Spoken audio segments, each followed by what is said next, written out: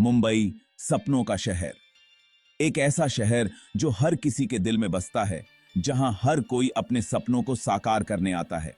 एक ऐसा शहर जो हमेशा जगमगाता रहता है, जहां हर गली, हर नुक्कड़ पर जिंदगी की चहल पहल है, जहां जिंदगी और जुनून कूट कूट कर भरा है। यहाँ के लोग अपने हर पल को जीते हैं, हर त्योहार को धूमधाम से मनाते हैं। ये वो शहर है जो कभी सोता नहीं, जहां रातें भी दिन की तरह रोशन होती हैं। अलग अलग संस्कृतियों और उम्मीदों का एक खूबसूरत संगम। यहाँ हर कोई अपने सपनों को जीने की कोशिश करता है, चाहे वो किसी भी पृष्ठभूमि से क्यों न हो। लेकिन 26 नवंबर 2008 की रात इस धड़कते शहर की रफ्तार को बेरहमी से रोक दिया गया। एक ऐसी रात जिसने हर किसी के दिल को दहला दिया।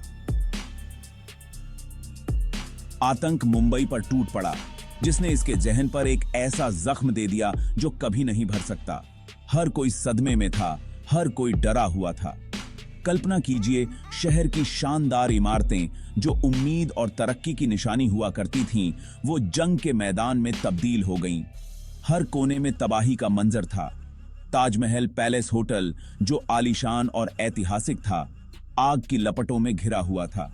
एक ऐसा दृश्य जिसे देख हर कोई सन्न रह गया। छत्रपति शिवाजी टर्मिनस, एक भव्य रेलवे स्टेशन, जहां से आने जाने वालों की भीड़ की जगह गोलियों की आवाजें गूंज रही थीं। हर कोई अपनी जान बचाने के लिए भाग रहा था। यह सिर्फ एक शहर पर हमला नहीं था, ये तो पूरे भारत की आत्मा पर हमला था। हर भारतीय के दिल में एक गहरा घाव छोड़ गया। मुंबई हमले, जैसा कि इन्हें जाना जाता है, इस बात की एक जबरदस्त याद दिलाते हैं कि नफरत और कट्टरपंथ की काली ताकतों के आगे सबसे जिंदा दिल और मजबूत शहर भी कितने बेबस हो सकते हैं। ये हमले हमें याद दिलाते हैं कि हमें हमेशा सतर्क रहना होगा। दुनिया ने खौफ के साथ इन घटनाओं को देखा। तबाही और अफरातफरी की तस्वीरें दुनिया भर के लोगों के जहन में बस गईं। हर कोई इस त्रासदी को महसूस कर रहा था। ये मुंबई का सबसे काला दौर था, एक ऐसी रात जो इतिहास के पन्नों में हमेशा के लिए दर्ज हो गई। एक ऐसी रात जिसने हर किसी के दिल में एक गहरी छाप छोड़ दी। 26 नवंबर की रात मुंबई में हर दूसरी रात की तरह ही शुरू हुई थी। लोग शहर की रंगीन नाइट लाइफ का आनंद ले रहे थे। परिवार शाम के लिए घरों में आराम कर रहे थे और टूरिस्ट मशहूर जगहों पर घूम रहे थे। लेकिन रात के 9:20 पर यह सब कुछ बदल गया। छत्रपति शिवाजी टर्मिनस पर AK-47 से लैस दो बंदूकधारियों ने अचानक आकर लोगों पर गोलियां चलानी शुरू कर दी। स्टेशन, जो आमतौर पर चहल पहल से भरा रहता था, खून खराबे और दहशत का मंजर बन गया। उसी समय दक्षिण मुंबई में दूसरी जगहों पर भी हमले शुरू हो गए, जिनमें मशहूर टूरिस्ट स्पॉट लियोपोल्ड कैफे और ताजमहल पैलेस होटल शामिल थे। हमलावर, जो भारी हथियारों से लैस और अच्छी तरह से संगठित थे, बड़ी ही बेरहमी से अपने मकसद को अंजाम दे रहे थे। उनका मकसद सिर्फ ज्यादा से ज्यादा नुकसान पहुंचाना और दहशत फैलाना था। जैसे जैसे रात आगे बढ़ी, हमले और भी क्रूर होते गए। धमाकों से शहर दहल उठा, गोलियों की आवाजें सड़कों पर गूंज उठी और चारों तरफ धुआं और बारूद की गंध फैल गई। मुंबई पर कब्जा सा हो गया था। इस खौफ और अफरा तफरी के बीच असाधारण साहस और दिलेरी की कहानियां भी सामने आने लगीं।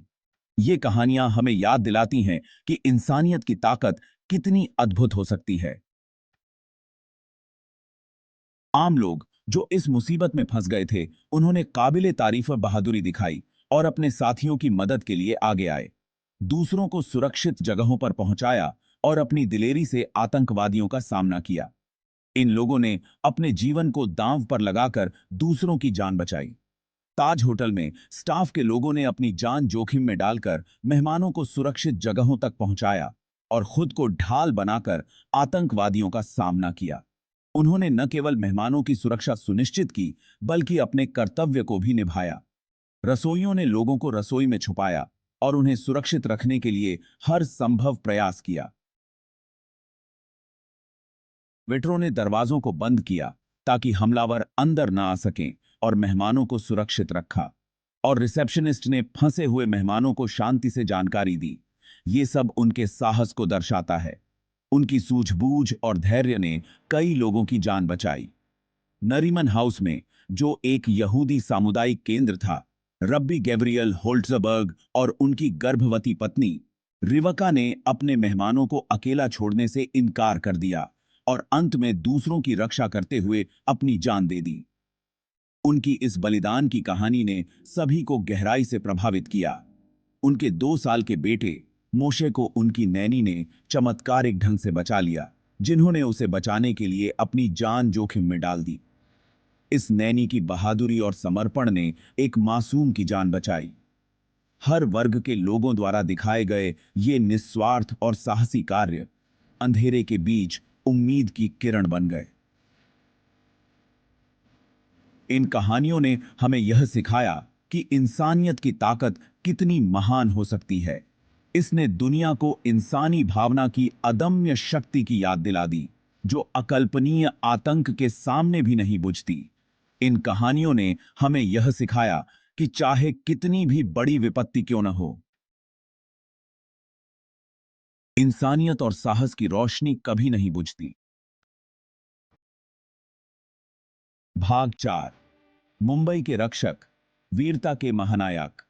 यह कहानी उन बहादुरों की है जिन्होंने अपने शहर की रक्षा के लिए अपनी जान की बाजी लगा दी। जैसे ही शहर पर हमला हुआ, सुरक्षा बल हरकत में आ गए।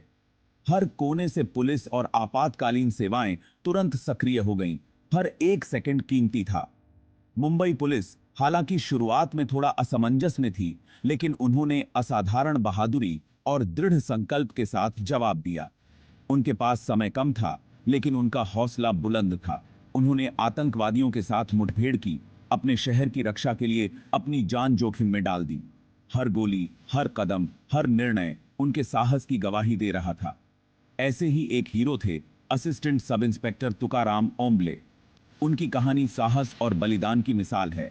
आतंकवादी अजमल कसाब को पकड़ने के ऑपरेशन के दौरान ओम्बले ने असाधारण साहस का परिचय दिया। उन्होंने अपनी जान की परवाह किए बिना कसाब को पकड़ने का संकल्प लिया। उन्होंने कसाब की AK-47 को तब तक पकड़े रखा जब तक उन्हें कई गोलियां नहीं लगी, जिससे वह अपने साथियों पर गोलियां नहीं चला सका। यह एक ऐसा क्षण था जिसने इतिहास बदल दिया। ओम्बले के बलिदान ने कसाब को पकड़ने का रास्ता साफ कर दिया, जो ऑपरेशन में एक महत्वपूर्ण मोड़ था। उनके इस साहसिक कदम ने कई जानें बचाईं और आतंकवादियों की योजना को विफल कर दिया। दिल्ली से बुलाए गए राष्ट्रीय सुरक्षा गार्ड कमांडो ने आतंकवादियों को निष्क्रिय करने में असाधारण कौशल और बहादुरी का परिचय दिया। उनकी तैयारी और रणनीति ने इस ऑपरेशन को सफल बनाया। ऑपरेशन ब्लैक टॉर्नेडो, जैसा कि इसे कहा जाता था, 60 घंटे तक चला और इसमें ताज होटल, ओबेरॉय ट्राइडेंट होटल और नरीमन हाउस पर कई साहसी हमले शामिल थे।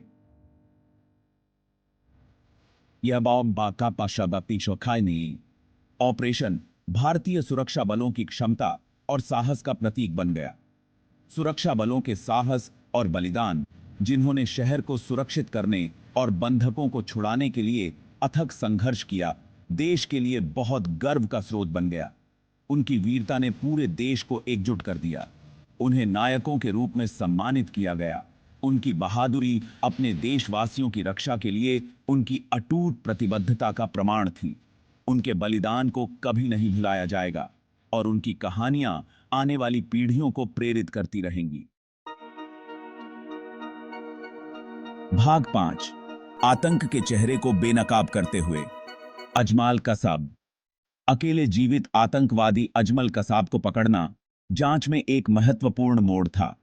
पाकिस्तान का रहने वाला एक युवक कसाब 26/11 के हमलों का चेहरा बन गया।